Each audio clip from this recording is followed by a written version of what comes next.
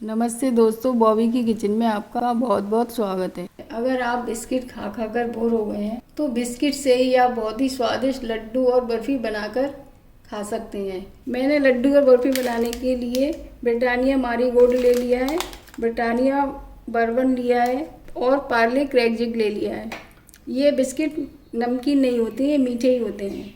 इन जब हम लड्डू और बर्फ़ी बनाएंगे तो इनमें हम बिल्कुल भी मीठा नहीं डालेंगे, क्योंकि ये पहले से ही काफ़ी मीठी है। आप मारी और बर्बन किसी भी ब्रांड का ले सकते हैं, ये कई ब्रांड में आते हैं। अब मैं बिस्कुट को पैकेट से निकाल लेती हूँ।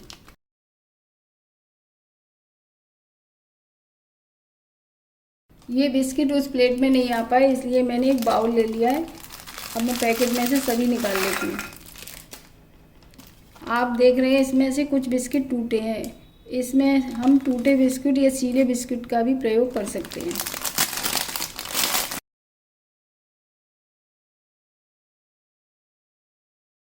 अब मैं सभी बिस्किट हाथ से तोड़ लेती हूँ, इसके बाद फिर मिक्सी के जार में डालूंगी। बिस्किट मैंने तोड़ लिए हैं। मैंने इनको ज़्यादा बारीक नहीं तोड़ा है, क्योंकि मैं मिक्सी के जार में इन्हें डालूंगी तो ये स्वतः ही पिस जाएंगे और इनका एक बारीक पाउडर बन जाएगा। अगर आपके मिक्सी के जार में एक बार में नहीं आ रहे हैं तो आप इन्हें 2 बार में पीस सकते हैं। मेरे जार में एक बार में सारे बिस्किट नहीं आए हैं, मैं इनको 1 या 2 बार डालकर और पीसूँगी।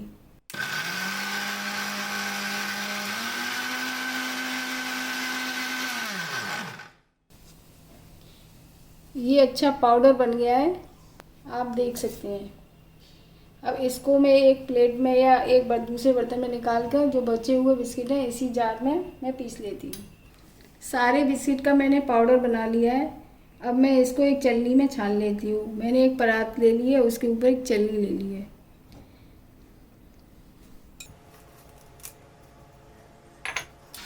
छानना यह ज़रूरी है, क्योंकि इसमें कोई भी बिस्कुट थोड़ा सा मोटा रह जाएगा तो फिर वो हम बर्फ़ी बनाएंगे या लड्डू बनाएंगे तो उसमें वो अलग से दिखेगा, इसलिए मैं इसको छान लेती हूँ।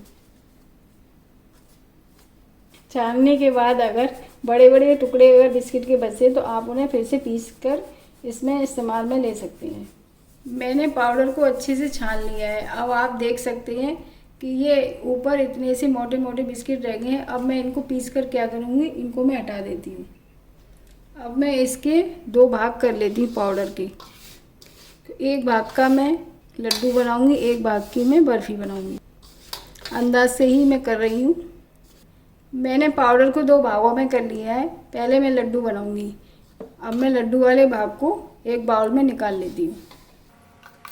दोनों ही चीज़ बहुत जल्दी से बनेंगी और इनमें बहुत ही कम इंग्रेडिएंट्स लगेंगे, आप देख सकते हैं। लड्डू बनाने के लिए मैंने 3 टेबल स्पून बूरा लिया है।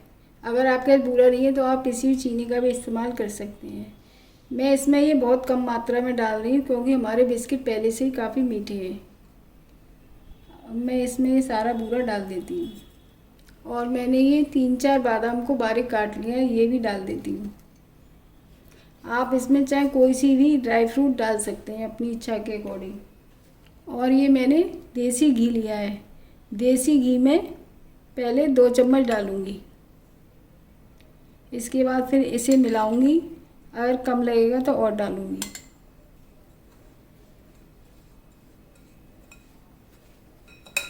अभी घी इसमें कम है, मैं अभी लगभग 2 चम्मच और डाल देती हूँ।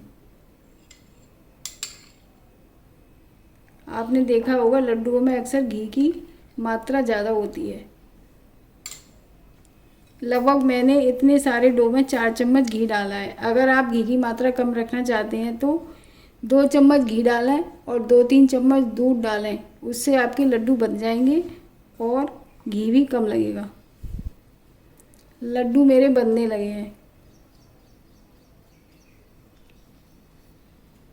मैं इसी प्रकार सारे लड्डू बांध लेती हूँ। लड्डू बनकर रेडी है। अब मैं बर्फ़ी बनाना शुरू करती हूँ। एक बाउल ले लिया मैंने बर्फ़ी बनाने के लिए, जिसमें मैंने पहले जो आधा पाउडर डाला था उसी बाउल को मैं ले लेती हूँ। लड्डू मीठे ही अच्छे लगते हैं, इसलिए मैंने लड्डू बनाते समय उसमें थोड़ा सा बूरा डाल लिया था। अब मैं बर्फ़ी बनाने जा रही हूँ। बर्फ़ी थोड़ी कम मीठी अच्छी लगती है, इसलिए मैं इसमें बिल्कुल भी मीठा नहीं डालूँगी।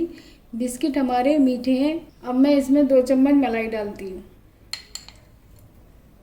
अगर आपके पास मलाई तो वैसे घर में सभी के पास मिल जाती है। अगर मलाई की जगह आप कंडेंस मिल्क डालना चाहते हैं तो वो भी डाल सकते हैं। और मैं थोड़े से काजुओं को डाल देती हूँ, थोड़े मैं ऊपर लगाऊंगी। अब मैं इसे चम्मच से अच्छे से मिलाऊंगी। मैंने काजू और मलाई को डालकर पाउडर में अच्छे से मिला लिया है।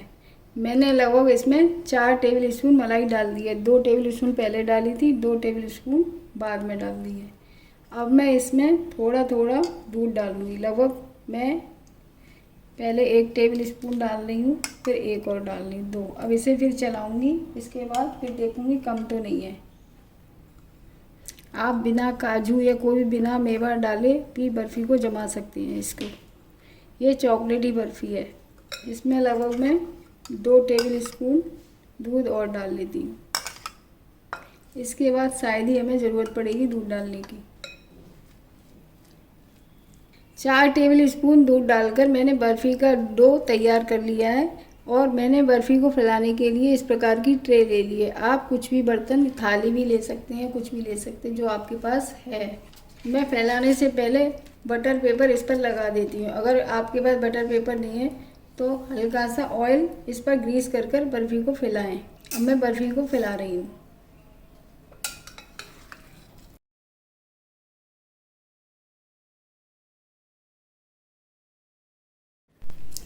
मैंने अपनी बर्फ़ी को अच्छे से सेट कर लिया है। आप भी अगर इस प्रकार की बर्फ़ी बनाकर जमाएं तो उसे अच्छी तरह से सेट करें, तभी ये कटने में आएगी। क्योंकि इस बिस्किटों में अधिकतर मक्खन पड़ा हुआ होता है तो ये फैल जाएगा। और हम जब दूध डालें तो उसकी मात्रा हमें ज़्यादा नहीं होनी चाहिए। अब मैं इसको फ्रिज में रख देती हूँ थोड़ी देर के लिए, लगभग 5 मिनट के लिए।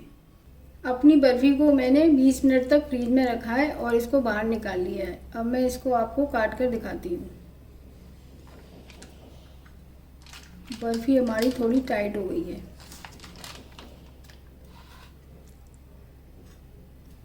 बर्फ़ी को आप काटने के समय कोई भी शेप दे सकते हैं। मैंने बर्फ़ी को काट कर प्लेट में रख लिया है और काजू से हल्की सी गार्निश कर दी है। आप देख सकते हैं कितनी अच्छी बर्फ़ी जमी है। आपने देखा कि मैंने बिस्किट से इनको कितनी जल्दी बना दिया है आपके सामने। और मैंने ये 3 तरह के ही बिस्किट लिए हैं। आप चाहें तो 2 तरह के भी ले सकते हैं। और ये देखने में भी कितने चॉकलेटी लग रहे हैं। अक्सर बच्चों को चॉकलेटी चीज़ काफ़ी पसंद आती है, इसलिए आप ये अपने बच्चों को बनाकर ज़रूर खिलाएं। मैंने इनको कई बार अपने बच्चों को और मैंने खुद खाया है। ये बहुत ही टेस्टी लगते हैं और ये फटाफट से बन जाते हैं। अगर आपको तुरंत अर्जेंट में कोई भी मिठाई खाने का मन करे तो आप इस प्रकार लड्डू और बर्फ़ी बनाकर खा सकते हैं। इस प्रकार आप एक बार ज़रूर ट्राई कीजिए। आपने देखा ये कितनी जल्दी बन गए। इतनी जल्दी तो चाय भी नहीं बनती है।